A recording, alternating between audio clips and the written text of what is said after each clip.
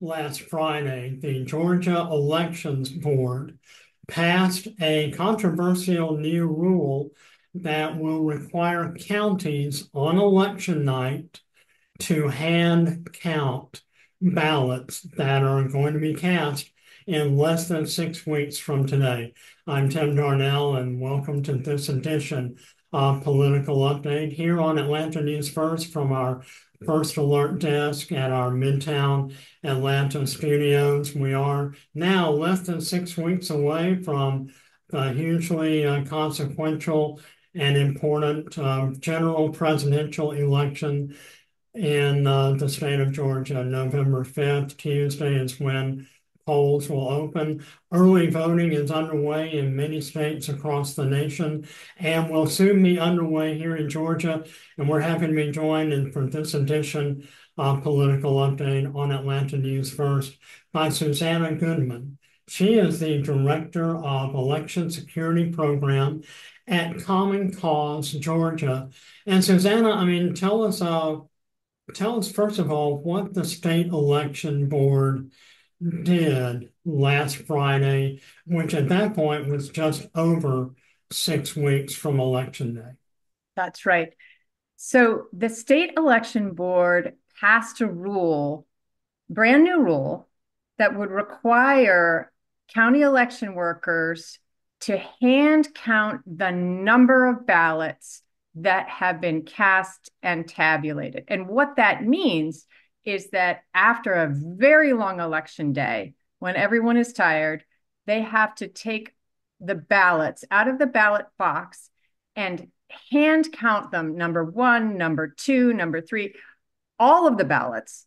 This is different from hand tallying who won. They're not counting, the race, did Trump win, did Harris win, but they're counting the number of ballots. And then they have to reconcile that number with the poll pads, with what's on the tabulator. And the problem is, this is an 11th hour change. Poll workers have started training poll workers. They have printed up the training manuals. This is too late in the process to introduce this rule. What is the difference between counting the number of ballots compared to counting the number of votes from Right. the candidate? What's the difference? So when we think of a hand count, we're used to thinking of somebody taking the place of a machine and going through the ballots and deciding who won, looking at this number of votes for candidate X and this number of votes for candidate Y. In this case, they're not doing that. They are counting the actual number of ballots, like one ballot, two ballot, three ballot, four ballot. And that is to make sure that the amount of voters that came in matches the number of ballots that they see. This is a kind of reconciliation that is done already in Georgia law, but it's not done at the 11th hour. It's not done by hand. It's not done late into the night. What would be Common Cause Georgia's position on this issue had it not been done at the 11th hour? That seems to be the organization's major objection. Am I correct? Well, we object on a number of levels. First of all, human beings are good. They're better than machines at hand counting smaller numbers or in or and they're not so good late at night counting large numbers of ballots. That introduces fatigue, and therefore it will introduce mistakes. So that is one of our objections, is that this is not going to bring us good results because folks will be tired and they're not set up for it. So that is one problem with hand counting late at night when you're not trained for it. Another problem is they're going to have to hire new election workers that they are not staffed for this. Again, that goes back to the 11th hour change. The third is, this may not even be grounded in any statute. The Attorney General opined that there is no underlying legal authority for the state election board to do this. Um, so it's troubling on many different levels. From a purely overall viewpoint, you know, you and I, or a lot of folks, when we go to the bank and we interact with a bank teller and we're withdrawing money, or if we're making an in-person deposit, you have someone hand counting the bills.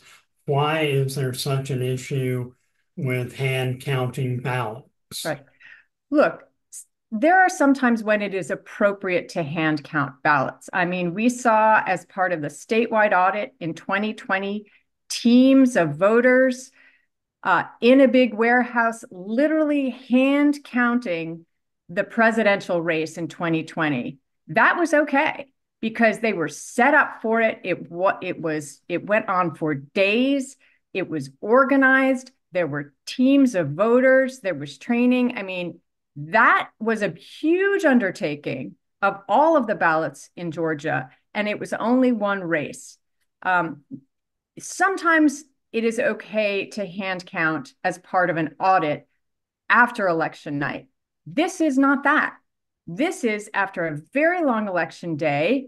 We're getting the preliminary results, and you're introducing this process, which on its face may sound like, oh, that will introduce accuracy. It does the opposite because folks will make mistakes. They will be unable to reconcile.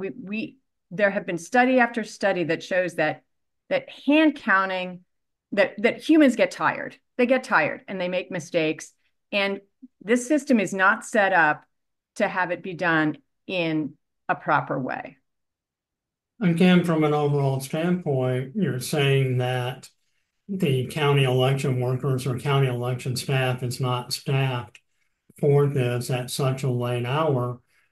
Can we make the argument that maybe they should have been? No, because that's really unfair. Look, the county election workers are working really hard and they plan. You have to plan for an election. They planned based on rules that the state election board had already set out. They planned according to rules that were already in the training manuals. They've been planning for this election for years.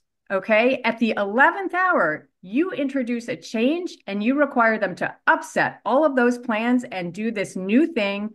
They don't have the staffing for it, they don't have the funds for it. And that is the biggest problem with this. As you mentioned earlier, Attorney General Chris Carr did issue a ruling right at the same time that the state election board was meeting last Friday, saying, in effect, these rules that you guys are proposing don't have any regulatory backing. In other words, you're over exceeding your authority. What are the chances that this rule that the state election board passed last Friday actually gets overturned? Um, I don't know who is going to go to court and to challenge this rule, but I believe that if they did challenge it, it could very likely be overturned. If you look at what the Attorney General said in his letter, he pointed to several Georgia laws that this rule very likely goes against. With the election now less than 6 weeks away, let's take a step back. Do you believe that the state election board undertook this late hour change, this 11th hour change, as you said, for political reasons? Or was it out of a motivation to simply add another layer of accuracy to what is going to be a hugely contested, what is already a hugely contested presidential election and will likely just be decided by several thousand votes? Well, I can't speculate as to the motive of those three members of the election board that supported this rule. I really don't know what is in their hearts and minds. I can tell you that, again, the people that have to run this election that have been preparing for it for years and really training for it see this as a way to upset the whole process and cause chaos. I can tell you that it will cost extra money that they don't have the funds for. I can tell you that this rule is likely not founded in Georgia state law. So, given all of those things, I am very concerned about this rule. Do you think that this is going to cause chaos less than 6 weeks from today? I think it's already introduced a lot of uncertainty and a lot of problems. And we will just have to wait to see if it is challenged in court and if it is overturned, or if these election workers are going to be put through unbelievable duress on election night when they're already tasked with a very, very important job, and they get to the polls 5 a.m. in the morning, and they're working all day long. And then at the close of polls, you are going to ask them to hand count all of these ballots. This rule is not thought out. It certainly was not written by someone who has ever run an election. Would Common Cause Georgia have any objection or the same strenuous objection that you're voicing if these hand counting of ballots took place the day after? Look, there is a strict chain of custody with the ballots that's already in place. And at this late hour, they need to follow the plans that have been put in place, that they have trained for, that were done in the primaries. There is in statute an allowance for an audit of the ballots, and that is a hand audit. There is nothing wrong with that. That doesn't occur the day after. But again, we saw that in 2020. That was already in the statute. State election workers knew that an audit was coming, and they decided to audit the presidential race, and the entire presidential race was recounted by hand with teams of election officials, many things put in place so that errors would be caught and problems would be handled on the day during this long period in which this audit took place. If you remember, that was just one race. It took place over many, many days. We're wrapping up this edition of Political Update here on Atlanta News First with Susannah Goodman, the Director of Election Security Programs at Common Cause Georgia. Final thoughts. What are your thoughts, your expectations, your observations as Election Day 2024 rapidly approaches in arguably the most significant political battleground state in the nation right here in Georgia? Final thoughts. What should we be watching for and expecting between now and Election Day and afterward? Well, my final thoughts, to be honest, are with the election workers and the people that are tasked with performing this solemn and serious duty of running these elections. They have been under stress and they take their jobs incredibly seriously. And as we head into this election, I know they are prepared, and everyone in the state of Georgia should support them in doing this very important job, which at the end of the day brings forth the will of the people. So that's where my thoughts are today, is with them. As all of us at Atlanta News First are, we encourage everyone to go out and vote. Absentee balloting, early voting starts very, very soon. Georgia is the nation's premier battleground state, and we'll be continuing to follow all of these news and information and results as Election Day 2024 draws near.